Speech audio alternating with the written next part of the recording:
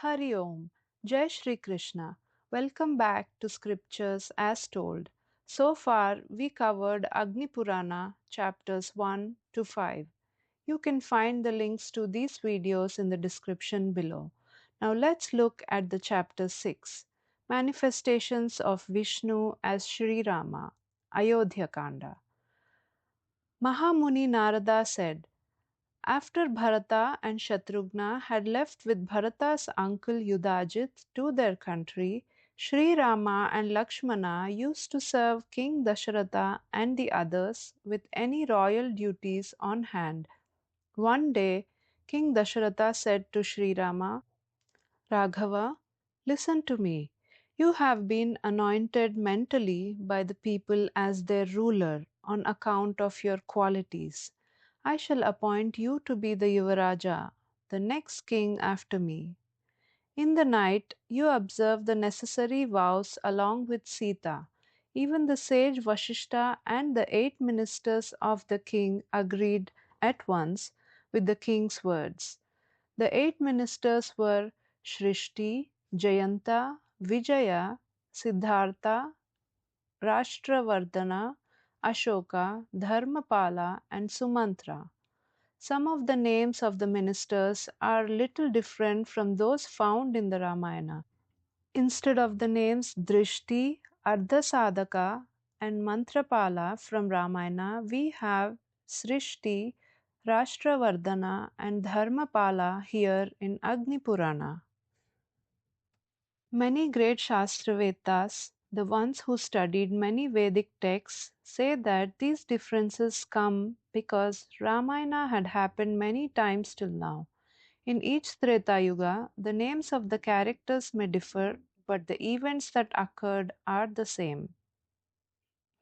So, after hearing the words of his father and others, Rama performed the necessary rituals and worshipped the gods and informed the news to Kausalya.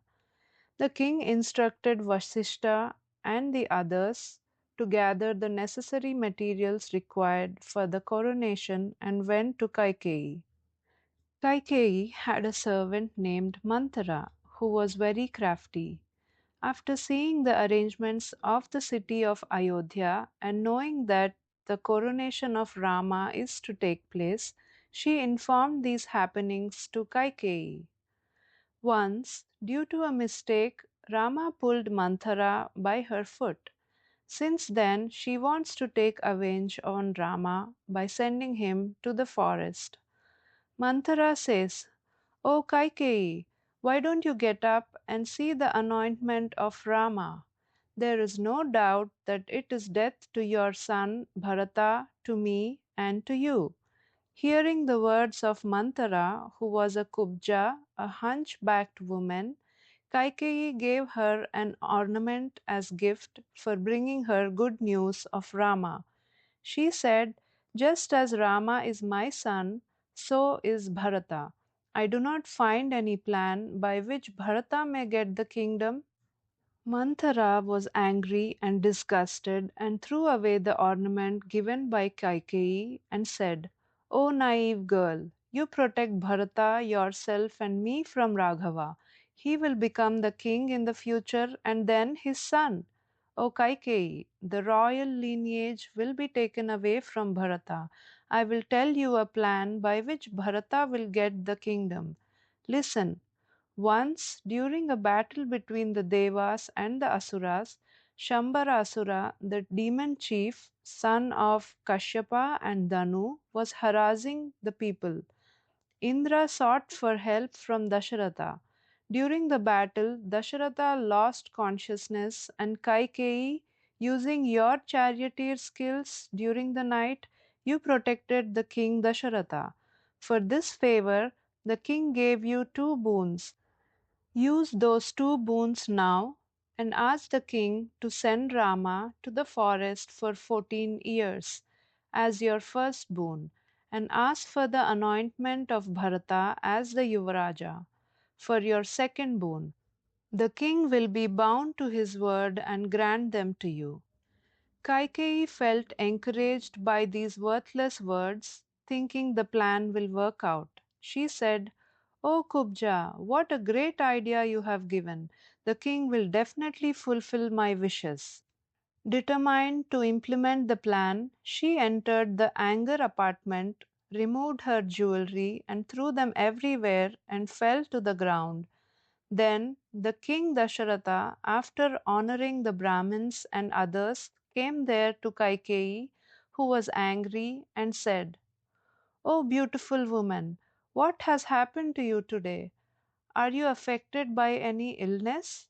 Or is some kind of fear bothering you? Tell me, what do you want? I will fulfill your wish right now. I swear upon my most beloved Rama, without whom I cannot live even for a moment. Tell me, I shall definitely give you what you want."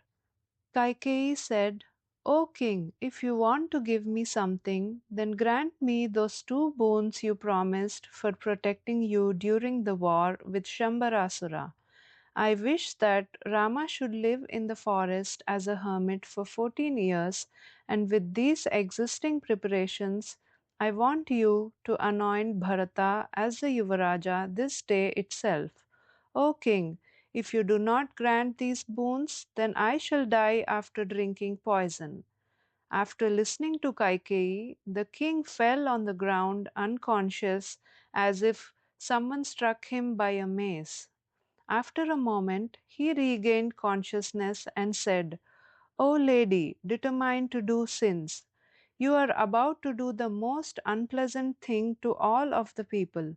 What harm has ever been done to you by Rama or me, that you speak such words to me?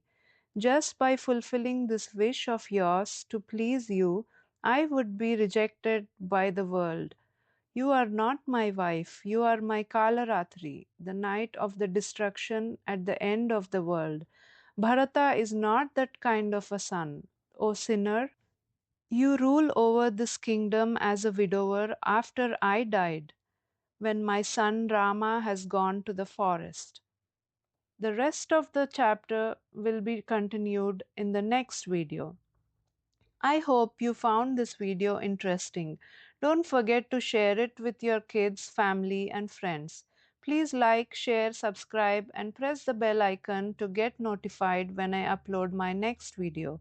Hari Om. Jai Shri Krishna.